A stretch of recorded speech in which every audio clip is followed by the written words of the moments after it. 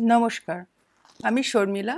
NIOS এর তরফ থেকে আপনাদের সকলকে আজকে আমি আমন্ত্রণ জানাচ্ছি আমাদের আজকের আলোচনা, যার বিষয়বস্তু হচ্ছে পরিবেশ শিক্ষণ শিক্ষাদানের পদ্ধতি পরীক্ষা নিরীক্ষার মাধ্যমে এতে যোগ দিতে। এক্সপেরিমেন্ট বা পরীক্ষা নিরীক্ষা শব্দটি একটি ল্যাটিন শব্দ থেকে এসেছে, যার অর্থ হলো চেষ্টা করা বা পরীক্ষা করা। পরীক্ষা নিরীক্ষা আসলে কারণ এবং প্রভাবের মধ্যে সম্পর্ক প্রতিষ্ঠা করতে সাহায্য করে। অনুসন্ধান, নিরীক্ষণ, সিদ্ধান্ত এবং পরীক্ষার সহায়তায় কোনো একটি অনুমানে পৌঁছানো খুব সহজেই কোনো একটি পরীক্ষা নিরীক্ষার পরিকল্পনা করা যায়, যা সাধারণভাবে প্রদত্ত সময়ে কোনো একটি বিষয়ে বিশেষ পাঠনের উপযোগী হয়ে উঠতে পারে। এবার আমরা আলোচনা করব পরিবেশ শিক্ষার উপযোগিতা। পরিবেশ শিক্ষার উপযোগিতাগুলির মধ্যে প্রধান কয়েকটি বিষয় আজকে আমরা আপনাদের সাথে আলোচনা করব। প্রথম উদ্দেশ্য হলো দুর্বোধ্য ধারণাগুলি শিশুদের বুঝতে সহায়তা করা। দুর্বোধ্য ধারণা বলতে আমরা কি বুঝি? যেমন আমরা সবাই জানি যে যেমন প্রাণীরা জীবিত, তারা জড় নয়, তেমনি উদ্ভিদ এবং প্রাণী দুজনের মধ্যে অনেক তফাৎ। প্রাণীদের তারা চলাচল করছে, তারা খাওয়া দাওয়া করছে, তাদের মধ্যে তারা বংশবিস্তার করছে। এই যে জিনিসগুলো সাধারণভাবে কিন্তু আমরা উদ্ভিদের মধ্যে যে সেটা আছে সেটা বুঝতে পারি না। সেটা যদি আমরা উদাহরণের সাহায্যে বাচ্চাদের বুঝিয়ে দিতে পারি, তাদের কাছে এই জিনিসটা সরল হবে যে সত্যি উদ্ভিদেরও প্রাণ আছে। কিভাবে আমরা বোঝাতে পারি? যেমন প্রত্যেকটি প্রাণীর একটি নির্দিষ্ট আকার এবং আয়তন থাকে। যেমন একটি ছোট্ট বেড়ালের বাচ্চা যখন সে বড় হয়ে ওঠে পূর্ণাঙ্গ বেড়ালে পরিণত হয়, তেমনি একটি আম গাছের চারা যখন সে পূর্ণাঙ্গ হয়ে ওঠে তখন সেই গাছে কিন্তু আমই ফলে, সেখানে লিচু ফলতে আমরা কখনো দেখি না। কেন? তার কিছু বৈশিষ্ট্য রয়েছে যাতে করে তাকে একটি লিচু গাছ থেকে বা একটি নারকেল গাছ থেকে বা একটি কোনো লতা গাছ থেকে আলাদা করতে পারা যায়। প্রাণী বা মানুষ যেমন খাদ্য গ্রহণ করছে তাতে তার শরীরে পুষ্টি হচ্ছে, তেমনি উদ্ভিদ কিভাবে পুষ্টি অর্জন করছে? সে মাটি থেকে শিকড়ের মাধ্যমে জলকে টেনে নিচ্ছে, বাতাস থেকে কার্বন ডাই অক্সাইডকে নিচ্ছে, সূর্যালোক গ্রহণ করছে এবং তার সবুজ পাতাতে সে এই তিনটি জিনিসের সাহায্যে তৈরি করছে তার খাবার, যা শুধুমাত্র তার পুষ্টিতে তো লাগছেই, তাছাড়াও তা প্রত্যক্ষ এবং পরোক্ষভাবে প্রাণীদের কাজে লাগছে। যে সমস্ত প্রাণীরা উদ্ভিদ খেয়ে বাঁচে তারা তার থেকে প্রত্যক্ষভাবে আহার পাচ্ছে, আর যে সমস্ত মাংসাশী প্রাণীরা শাকাহারী প্রাণীদের খায় তারা পরোক্ষভাবে সেই খাবার কিন্তু গ্রহণ করছে। এছাড়া আছে চলন। আমরা যেমন প্রাণীরা হেঁটে চলে বেড়াতে পারছি। একটা বেড়াল সে এক জায়গা থেকে অন্য জায়গায় হেঁটে চলে গেল, বা একটা বাঁদর এক গাছ থেকে আরেক গাছে লাফিয়ে চলে যাচ্ছে, কিন্তু শিশুরা বলতে পারে আমাদের, কই গাছ তো একই জায়গায় স্থির রয়েছে, গাছ তো হাঁটছে না। আমরা তাদের এটা বোঝাতে পারি যে হ্যাঁ, গাছ ঠিকই এক জায়গা থেকে স্থানচ্যুত হয়ে আরেক জায়গায় হয়তো সে যেতে পারে না, কিন্তু তার চলন অন্য রকম হয়। শিকড় সবসময় কি করে? আলোর বিপরীত দিকে চলে। সে যদি আমরা তাদের পরীক্ষার মাধ্যমে দেখাতে পারি যে একটি গাছের শিকড় মাটির ভিতর দিকে ঢুকে যায় আলোর বিপরীত দিকে এবং তার কাণ্ড সবসময় কিন্তু আলোর দিকে এগিয়ে যায়, সেটা হচ্ছে এক ধরনের চলন। এছাড়া আছে বৃদ্ধি। একটা ছোট্ট চারা গাছ আমরা যখন লাগাই, কিছু বছর পরে আমরা দেখি সেটা একটু বড় হয়েছে, আরও কিছু বছর পরে সেটা একটা পূর্ণাঙ্গ গাছে পরিণত হয়। যেমন একটি মানুষের শিশু সে জন্মানোর পরে সদ্যজাত অবস্থা থেকে ধীরে ধীরে বড় হয়, গাছের ক্ষেত্রেও সমান জিনিসই আমরা দেখতে পাই। কাজেই আমরা বলতে পারি গাছেরও কিন্তু বৃদ্ধি আছে। তাছাড়া হচ্ছে জনন। প্রাণী যখন পৃথিবীতে আসে সে তার নিজের প্রতিরূপ সেখানে রেখে যায়, বংশবিস্তার করে। সমানভাবে একটি গাছের থেকে যখন আমরা ফল জন্মায়, সে ফল আমরা খেয়ে যদি একটি আম গাছ থেকে আমরা আম পেড়ে খাই এবং সেই আমের ভেতরে যে বিচিটি আমরা পেলাম, যে বীজটি পেলাম, সেটা যদি মাটির মধ্যে পুঁতে দিই, সেখান থেকে একটা আম গাছ কিন্তু আমরা জন্মাতে দেখব। তাহলে গাছও যেমন প্রাণীদের মধ্যে সমস্ত রকমের যে সমস্ত গুণ রয়েছে যাতে করে তাকে প্রাণী বলে বলা হচ্ছে, সে জড় নয়, তার মধ্যে প্রাণ আছে, তেমনি গাছেরও কিন্তু প্রাণ আছে, তা আমরা দেখতে পাচ্ছি। এছাড়া প্রাণীরা কি করে? উদ্দীপনায় সাড়া দেয়। কোনো একটি পাথর বা কাঁটার উপরে যদি আমাদের হাত পা পড়ে, আমরা সঙ্গে সঙ্গে তা সরিয়ে নিতে পারি। কেন? আমাদের কষ্ট হয়। তেমনি গাছেরও কিন্তু যদি ডালপালা কাটা হয়, তার কষ্ট হয়। এর উদাহরণ আমরা একটা উদাহরণ, ছোট্ট উদাহরণ দিয়ে এটা বোঝাতে পারি। লজ্জাবতী লতার পাতাতে যদি আমরা হাত দিই, সঙ্গে সঙ্গে আমরা দেখব পাতাটা কিন্তু মুড়ে গেল। মানে সেও কিন্তু উত্তেজনায় সাড়া দিতে পারে।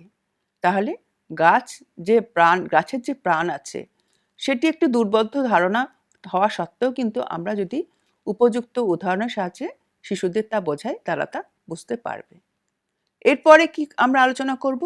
বৈজ্ঞানিক দৃষ্টিভঙ্গি গড়ে উঠবে, শিশুরা সক্ষম হবে যুক্তিপূর্ণ অনুমান করতে, আবিষ্কার করতে এবং অন্বেষণ করতে। যদি বৈজ্ঞানিক দৃষ্টি গড়ে ওঠে, তবেই কিন্তু তারা আবিষ্কারও করতে পারবে, অন্বেষণও করতে পারবে। বৈজ্ঞানিক দৃষ্টিভঙ্গিটা গড়ে ওঠা খুবই প্রয়োজনীয়। একটা ছোট্ট পরীক্ষার মাধ্যমে আমরা আপনাদের এটা দেখাবো যে কিভাবে শিশুদের বৈজ্ঞানিক দৃষ্টিভঙ্গি গড়ে তোলা সম্ভব। আমরা একটা বিকার নিলাম। এই বিকারের মধ্যে আমরা কি করলাম? একটা কাঠের টুকরোকে আড়াআড়ি ভাবে স্থাপন করলাম। এবার তার মধ্যে আমরা আলপিনের সাহায্যে 3টে মটরের দানাকে লাগিয়ে দিলাম, একটি নিচের দিকে, একটি মাঝামাঝি স্থানে, আর একটি উপরের দিকে। এবার আমরা বিকারটির মধ্যে এমনভাবে জল ঢাললাম যাতে একটি মটরের দানা সম্পূর্ণভাবে জলের মধ্যে নিমজ্জিত হয়ে থাকলো। দ্বিতীয়টি কি হলো? সেটা অর্ধেকটা নিমজ্জিত হয়ে থাকলো এবং তৃতীয়টি সম্পূর্ণভাবে জলের বাইরে থাকলো। এবার আমরা কিছুদিন যদি সেটা এমনভাবে রেখে দিই, তাহলে কিছুদিন পরে আমরা দেখব যে মটরের দানাটি অর্ধেকটা জলের মধ্যে ছিল আর অর্ধেকটা জলের বাইরে ছিল, তা থেকে কি হয়েছে? তার নিচের দিকে শিকড় গজিয়েছে, আর যেটা ওপরের অংশ সেখানে ছোট ছোট পাতা গজাতে শুরু করেছে। কেন এমন হলো? বাকি দুটো মটর দানা থেকে কেন কোনো গাছ বেরোলো না? তার কারণ একটি গাছের বড় হয়ে ওঠার জন্য খাবারের দরকার, পুষ্টির দরকার, এবং তার পুষ্টির 3টি প্রধান স্রোত আছে। এক হচ্ছে জল থেকে, দ্বিতীয় নম্বর হচ্ছে কার্বন ডাই অক্সাইড, যা সে বাতাস থেকে পায়, আর সূর্যালোক, সেটা সে যখন জলের বাইরে থাকবে তখন সে পেতে পারে ঠিকই। বাকি দুটো সূর্যালোক পেয়েছে, কিন্তু এদের ক্ষেত্রে কেন কোনো সেখান থেকে অঙ্কুরোদ্গম হয়নি? তার কারণ নিচে যে মটর দানাটি ছিল, যে জলের মধ্যে নিমজ্জিত ছিল, সে জল পেয়েছে আর সূর্যালোক পেয়েছে, কিন্তু পায়নি কি? বাতাসের কার্বন ডাই অক্সাইড। সেই জন্য সে অঙ্কুরোদ্গম করতে পারেনি, সে নিজের খাবার তৈরি করতে পারেনি। আর সব থেকে উপরে যে মটরদানাটি আছে, এই মটরদানাটি কি পেয়েছে? বাতাসের কার্বন ডাই অক্সাইড পেয়েছে আর সূর্যালোকও পেয়েছে, কিন্তু সে পায়নি কি? জল। এই 3টে যতক্ষণ না একসাথে পাবে, ততক্ষণ কিন্তু গাছ তার অঙ্কুরোদ্গম করতে পারবে না সে একটা বীজ থেকে একটি গাছে পরিণত হয়ে উঠতে পারবে না। এই যে বৈজ্ঞানিক দৃষ্টিভঙ্গি আমরা যখন শিশুদের মধ্যে গড়ে তুলব, তখন তারা বিজ্ঞানের বিভিন্ন ঘটনাকে চিন্তা করবে বা তার মধ্যে কিছু আবিষ্কার করার, নতুন কিছু আবিষ্কার করার চেষ্টা করবে। এরপরে আমরা কি করতে পারি আলোচনা করব নিরীক্ষণ এবং বিশ্লেষণাত্মক চিন্তার মাধ্যমে দক্ষতার উন্নতি ঘটানো। নিরীক্ষণ আর বিশ্লেষণাত্মক চিন্তা কিভাবে গড়ে উঠতে পারে? আমরা যদি শিশুদের বিভিন্ন প্রাকৃতিক ঘটনা সম্পর্কে প্রশ্ন জিজ্ঞাসা করতে থাকি বা তাদের জিজ্ঞাসা করা প্রশ্নের সঠিক উত্তর দিতে পারি, তবেই কিন্তু তারা বিশ্লেষণ করতে শিখবে। তারা যেমন নিরীক্ষণ করলো, সেই নিরীক্ষণকে বিশ্লেষণ যতক্ষণ না করতে পারবে ততক্ষণ কিন্তু তাদের আসল দক্ষতার কোনো উন্নতি হবে না। যেমন আমরা তাদের প্রশ্ন করতে পারি, বলতো দিনের বেলায় যে সমস্ত ফুল ফোটে সেগুলি রঙিন হয়, কিন্তু রাতে যে ফুলগুলি ফোটে সেগুলো কেন সাদা হয়? তাদের চিন্তা করতে আমরা দিতে পারি এটা। যখন তারা এবার কি চিন্তা করলো সেটা আমরা শুনবো। তারপরে তারা যদি সঠিক চিন্তা করে থাকে বা তাদের চিন্তার কথাগুলো আমরা শুনে তাদের উত্তরটা দিতে পারি যে দিনের বেলা যেসব ফুল ফোটে সেগুলো রঙিন হওয়ার কারণ এটাই যে যে সমস্ত কীট পতঙ্গ তাদের পরাগ মিলন ঘটাবে তারা সেই রঙে আকৃষ্ট হয়ে তাদের কাছে আসে। আর রাত্রির বেলা যেহেতু সূর্যালোক থাকে না, পতঙ্গরা দেখতে পাবে না, সেই জন্য সেই ফুলের রঙের কোনো প্রয়োজন নেই। সেই ফুলগুলি হয় সাদা, কিন্তু তাতে সুন্দর গন্ধ থাকে যা ওইসব কীটপতঙ্গকে আকৃষ্ট করে। এছাড়া আমরা তাদের বলতে পারি যে আমরা মানুষরা যত জোরে দৌড়াতে পারি, ঘোড়া কেন তার থেকে বেশি জোরে দৌড়াতে পারে? সেটা চিন্তা করে দেখো। মানুষের তো মানুষেরও পা আছে, ঘোড়ারও পা আছে, তাহলে কেন ঘোড়া বেশি জোরে দৌড়াচ্ছে? তখন তারা চিন্তা করলো।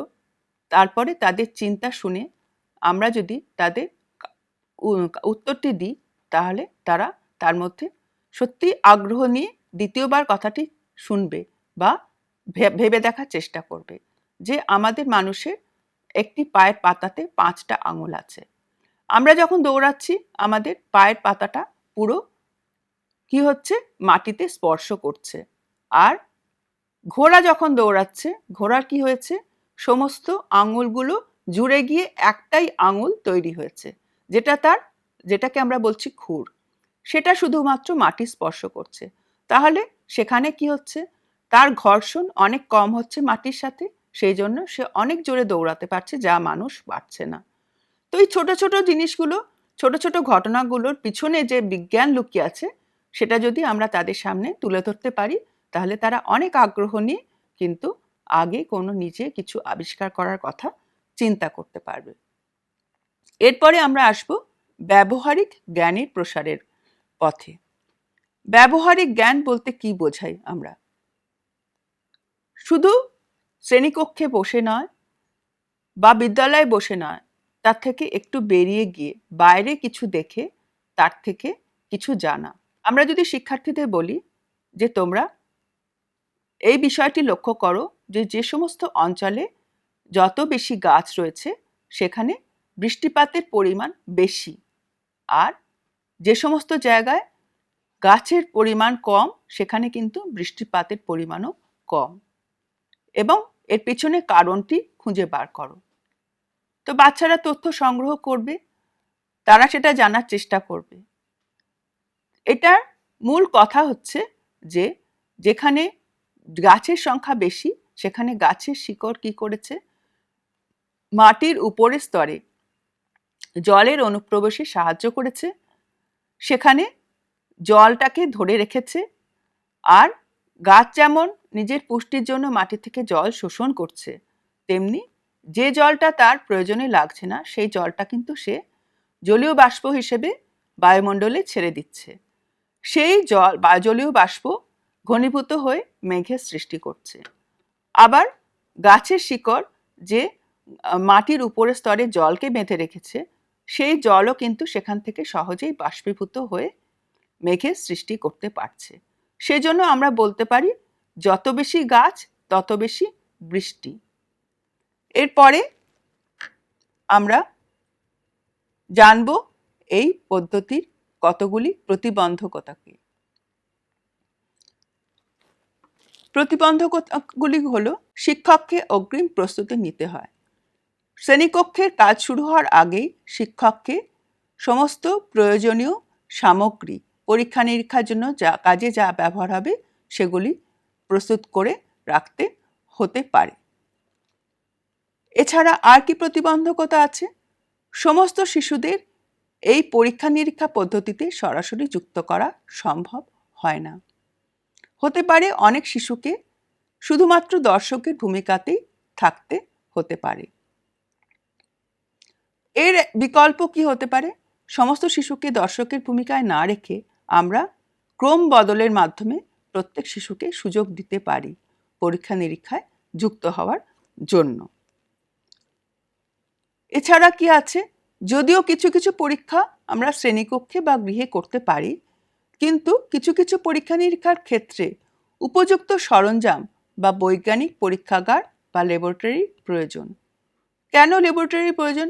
অনেক পরীক্ষা নিরীক্ষার জন্যই কিন্তু সাধারণ সামগ্রী ছাড়াও কিছু কিছু রাসায়নিক সামগ্রী প্রয়োজন হতে পারে, এবং রাসায়নিক সামগ্রী যদি আমরা সুষ্ঠুভাবে ব্যবহার না করি সেখানে বিস্ফোরণ ঘটতে পারে, শিশুদের ক্ষেত্রে তা ক্ষতিকারক হতে পারে। সেই জন্য যে সমস্ত পরীক্ষায় এই ধরনের সামগ্রী ব্যবহার হবে সেখানে সর্বদা শিক্ষক এবং বয়স্ক পরিদর্শকের নির্দেশাবলী মেনে চলা উচিত এবং সাবধানতার সাথেই কার্যপদ্ধতি অনুসরণ করতে হবে। একজন শিক্ষক হিসাবে আপনাকে সাবধানতার সাথে ওই নিয়মগুলি সবসময় মেনে চলতে হবে। এরপর আমরা একটি উদাহরণের সাহায্যে পরীক্ষা নিরীক্ষার ফলের ব্যাপারে আলোচনা করব। পরীক্ষা নিরীক্ষার উদাহরণ আমরা আলোচনা করব ভূমি সংরক্ষণের উপর। এই পরীক্ষার উদ্দেশ্য কি? এই পরীক্ষার উদ্দেশ্য হলো, এই পরীক্ষাটির মাধ্যমে আমরা শিশুদের বোঝাতে পারবো কিভাবে উদ্ভিদের মূল বা শিকড় মাটির উপরের স্তরকে রক্ষা করছে, যার ফলে ভূমি সংরক্ষণ সম্ভব হচ্ছে। এর জন্য আমাদের কয়েকটি সামগ্রী প্রয়োজন হবে, যেমন দুটি কাঠের বাক্স,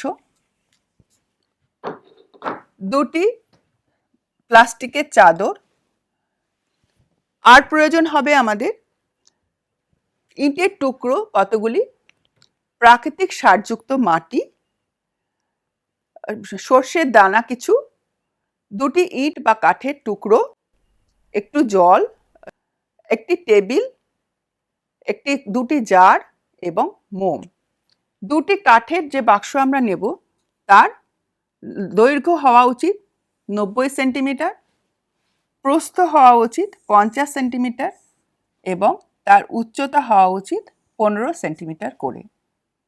এবার এই কাঠের বাক্সগুলোকে আমরা এমনভাবে রাখবো যাতে তাদের একটি কিনারাতে আমরা ভি শেপের একটি করে কেটে দেব।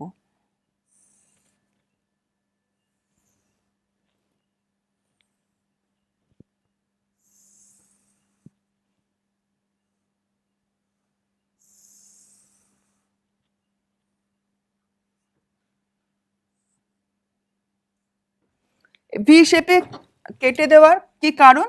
যাতে করে যখন আমরা যদি এই কাঠের বাক্সে জল ঢালি তাহলে বহমান জল এই পথে বেরিয়ে যেতে পারে। এবার আমরা এই কাঠের বাক্সগুলোর মধ্যে ছোট ছোট ইটের টুকরো 3 থেকে 4 সেন্টিমিটার স্তরে সাজাবো দুটো বাক্সতেই। তারপরে তার মধ্যে আমরা সাজাবো 3 থেকে 4 সেন্টিমিটার স্তরে সারযুক্ত মাটি। আর তারপরে আমরা কি করব, এখানে একটা বাক্সর মধ্যে সর্ষের দানাগুলোকে আমরা ছিটিয়ে দেব। তারপরে অন্য বাক্সটিতে এমনভাবে রেখে দেবো, সেখানে আমরা কোনো সর্ষের দানা ছেটাবো না। কিছুদিন ধরে আমাদের যে বাক্সটিতে সর্ষের দানা ছিটিয়েছি সেখানে কি করতে হবে, আমাদের জল দিতে থাকতে হবে। জল দিতে থাকলে আমরা কি দেখব, কিছুদিন পরে সেখানে ছোট ছোট সর্ষের গাছ বেরিয়েছে।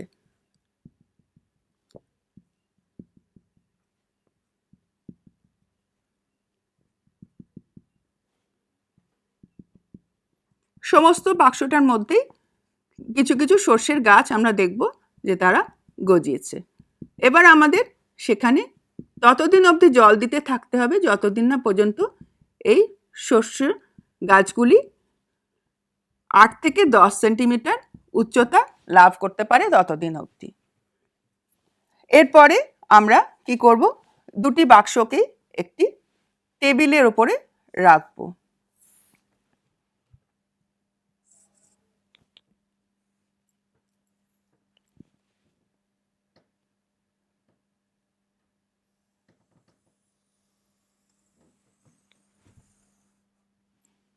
এবং এমনভাবে রাখবো যাতে এই ভি কাটা অংশটা টেবিলের কিনারাতে রাখা হয়।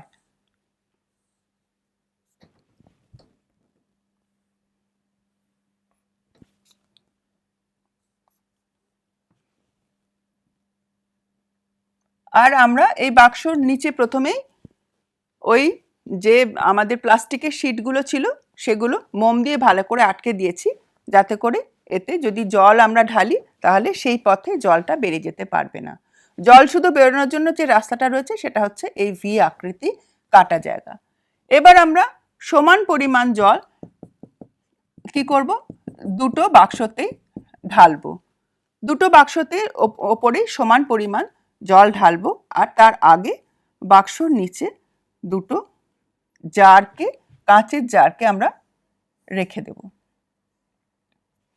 এরপর যখন আমরা দুটো পাত্রতেই জল ঢাললাম তখন আমরা কি লক্ষ্য করব, যে জল ঢালার পরে দুটো জারের মধ্যেই কিছুটা করে জল জমা হয়েছে। কিন্তু এবার সেই কোন জারে কতটা জল জমা হয়েছে সেটা জানার জন্য আমরা কি দেখব, যে দুটি জারে বিভিন্ন পরিমাণ জল জমা হয়েছে। যে জারটি উদ্ভিদপূর্ণ বাক্সের ঠিক নিচে রয়েছে তাতে কম জল জমা হয়েছে। উদ্ভিদ শূন্য বাক্সটির নিচে যে জারটি ছিল সেই জারটিতে অনেক বেশি পরিমাণ জল জমা হয়েছে এবং তাতে যে মাটি রয়েছে সেই মাটির পরিমাণও কিন্তু অনেক বেশি। তাহলে এই পরীক্ষা থেকে আমরা কি সিদ্ধান্তে আসলাম? এই পরীক্ষা থেকে আমরা এটাই জানলাম যে উদ্ভিদই মাটির মধ্যে জলের অনুপ্রবেশের মাধ্যমে মাটিতে জলকে ধরে রাখতে সাহায্য করে। 2 নম্বর, উদ্ভিদের শিকড় মাটিকে ধরে রাখে, যার ফলে জলের সাথে তা বয়ে চলে যেতে পারে না। আজকের আমাদের এই বিষয়ের আলোচনা এই পর্যন্ত। নমস্কার।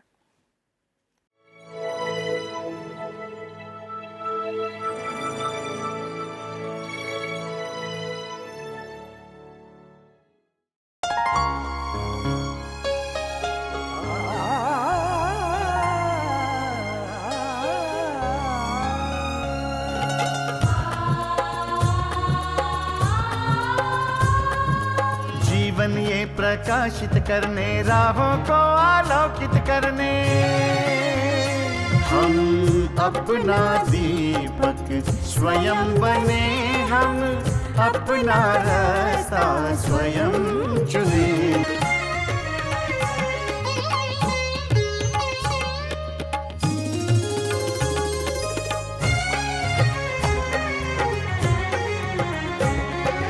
धन साधन समय की सीमा से विद्यालय जो मुक्त हो, धन साधन समय की सीमा से विद्यालय जो मुक्त हो। कभी पढ़े हम कहीं पढ़े, वे विषय की लोच से युक्त हो। मित्रों हम उठे और जागे, मंजिल आने की ध्वनि सुने, हम अपना दीपक स्वयं बने, हम अपना रास्ता स्वयं चुने। कोई मन जा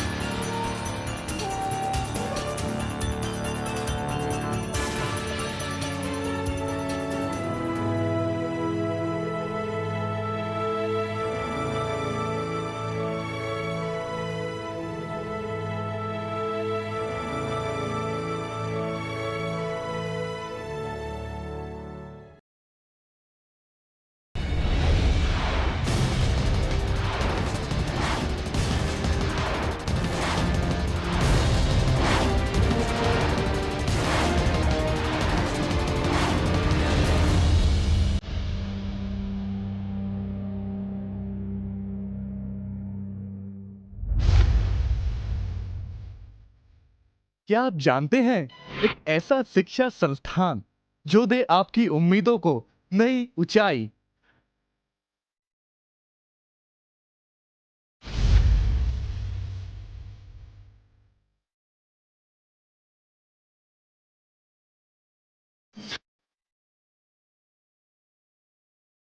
क्या आप जानते हैं एक ऐसा शिक्षा संस्थान जो दे आपको घर बैठे जब चाहे तब एडमिशन की सुविधा?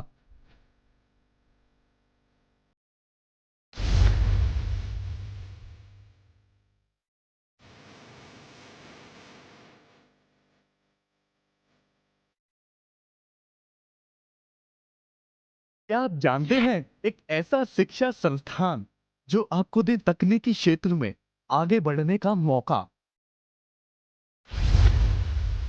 अगर आप नहीं जानते तो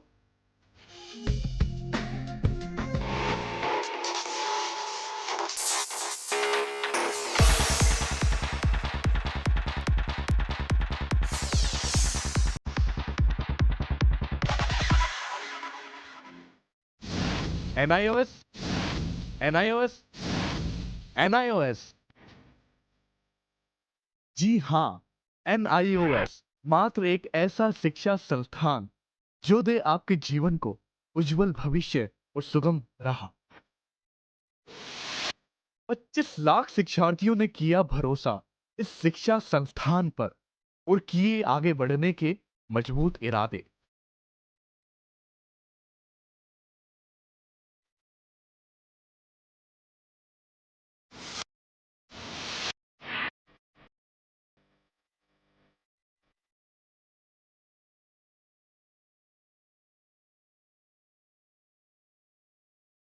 जो देगा आपको घर बैठे शिक्षण सामग्री के साथ रेडियो व टेलीविजन कार्यक्रमों का सहयोग।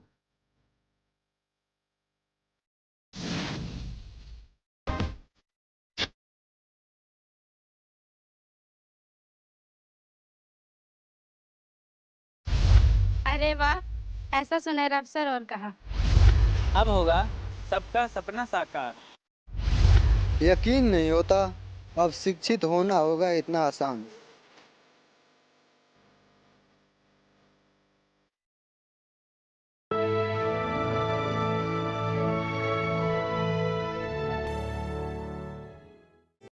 हिंदुस्तान के हर कोने में नौजवानों के पास प्रतिभा है, उन्हें अवसर चाहिए। NIOS देता रहा है युवाओं को अवसर आगे बढ़ने का। NIOS से पढ़ने वाले इन युवाओं ने किया है संस्थान को गौरवान्वित। दिव्यांगों ने बन के दिखाया है सबल और आत्मनिर्भर। NIOS के साथ आप भी जुड़िए NIOS के संग।